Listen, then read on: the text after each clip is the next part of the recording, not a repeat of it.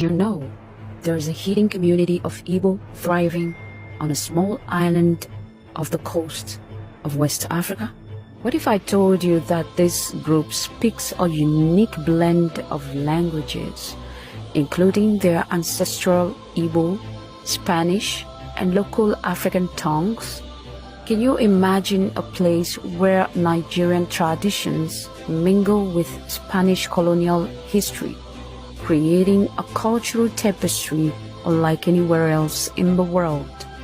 Welcome to Bioko Island, Equatorial Guinea, home to a remarkable Igbo community with a story that would challenge everything you thought you knew about African migration and cultural identity.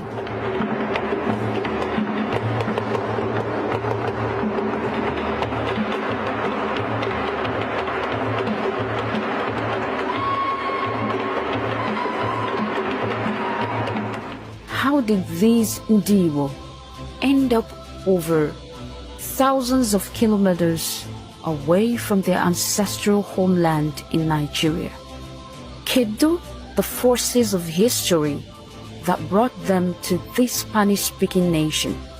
And how have they managed to preserve their heritage while adapting to a new home? Well, we'll unravel these mysteries and more. But first, let's start with some mind-blowing facts. To truly understand it, we need to go back in time, and not just decades, but centuries as well. The year is 1884. European powers have gathered in Berlin, Germany, for a conference that would change the face of Africa forever.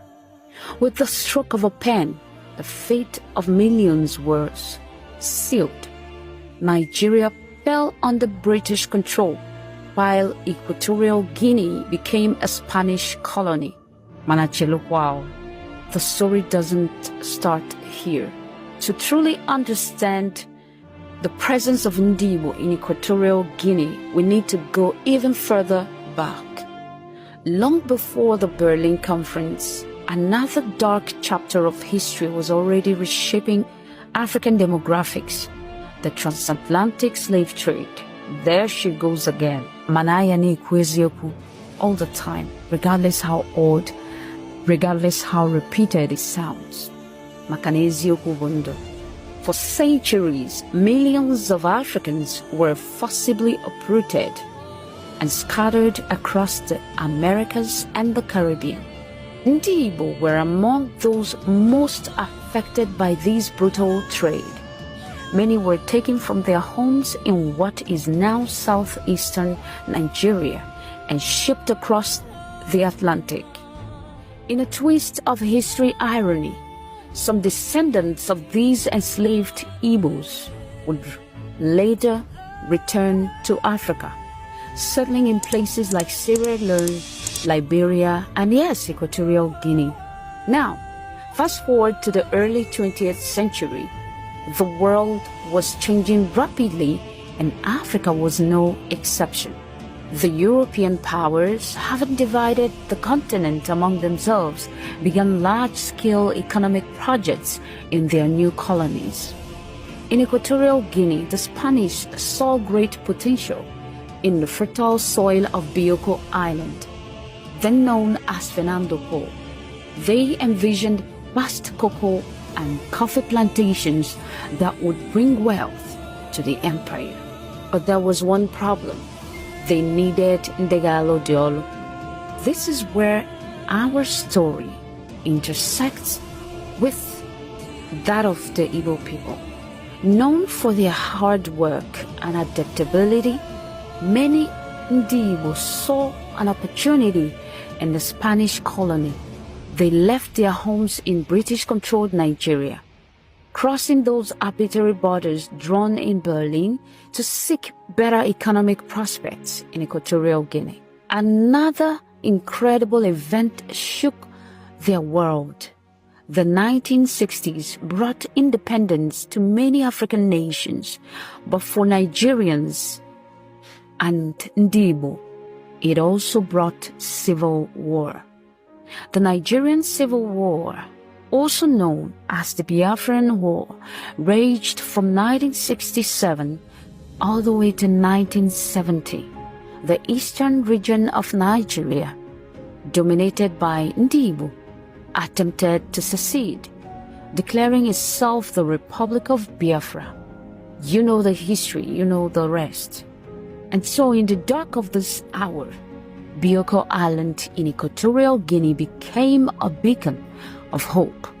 Relief agencies used the island as a base for fights into Biafra, bringing desperately needed supplies. This humanitarian corridor saved countless lives and further strengthened the connection between Ndi Igbo and Equatorial Guinea. When the war ended, some Igbos chose to remain in Equatorial Guinea, joining those who had come earlier. They put down roots, intermarried with local populations, and began to forge a unique identity. Yet, distinctly Equatorial Guinea. No matter that Igbo language is made official in Equatorial Guinea as well. It is the number 3 recognized official language in Equatorial Guinea.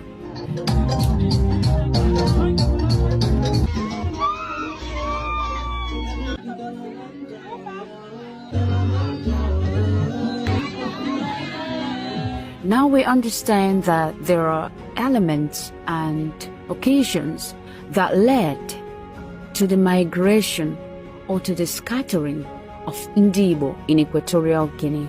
Mind you, during the time that they were all dropped in Gabon and other African countries during the Biafran War, know ye that all those areas were all one region. It wasn't even called Equatorial Guinea at the time. They were all under the Gabonese jurisdiction. And so, before the further divisions kept going on, just like we have in Nigeria today, a lot of Igbo communities and states and regions had been splitted, and they joined other parts like the West, the South, and other parts of Nigeria. Now the saying that Obodo Buni Bali Fulo Igbo Ginala Foso is making more sense every day. It is reality. It is so true. Mankai jukwa iwegata, manke circumstances that we couldn't control, manke events that unfolded unexpectedly, and many more. Ife batalo IG make videos as this is because we are agitating for the reunion and the oneness, togetherness of Ndi Igbo. Makanasa swanye jikwa nwayọ naga into extinction. We have to put a stop to it by releasing documentations as this one. We are going further and further and further. With time in the nearest future, we're going to travel, we're going to have people talk, we're going to have people bring up histories that they were told as children. I'm referring to Ndi Igbo, and even extend it to other African ethnicity. But here is actually where it gets really interesting. Igbo in Equatorial Guinea has evolved over the generations. It has taken on its own flavor, influenced by the languages around it. This linguistic evolution is a living example of how cultures adapt and change. It's a point of pride for many, but it also represents challenges. We've touched on this, if you remember, how wars, slavery, so many things can contribute to people. Anywhere we go, we make it our home. There's a reason for that. It is because our DNA is so unique. Our DNA is all about humanity. Our DNA, it is all about the nature, the way it is and should be. That is why we can call home anywhere. That is why we can buy up a property, develop it, and call it home anywhere we find ourselves. Therefore, we didn't have a challenge dwelling among other races or people because we see everyone as one. As we near the end of our journey on this particular episode, because this is like an intro, let's reflect on what we've learned. The Igbo Equatorial Guineans show us that it's possible to honor one's roots while fully embracing a new home. They remind us that cultures are not static, but dynamic and ever-evolving. Their journey also highlights the often overlooked connections between different parts of Africa. It reminds us that the continent's history is complex and interconnected, with migration and cultural exchange playing crucial roles long before and after European colonization. As we leave the shores of Bioko Island, we carry with us the lessons of the Igbo people, the lessons of resilience, adaptability, and the power of maintaining one's cultural roots, even as we branch out into new lands. But perhaps most importantly, the story of Ndi Igbo in Equatorial Guinea reminds us of the power of community. Despite all the challenges they faced, they've maintained their sense of identity and belonging. They've created a home away from home.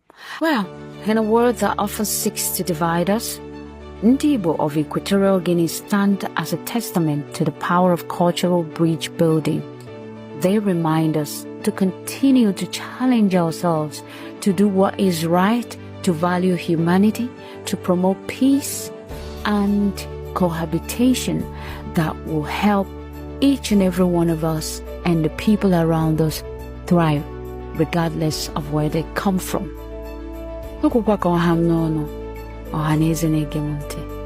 Dịka anyị na-akparịta ụka na comment section, aka bụkwa mmadụ unu Splendor.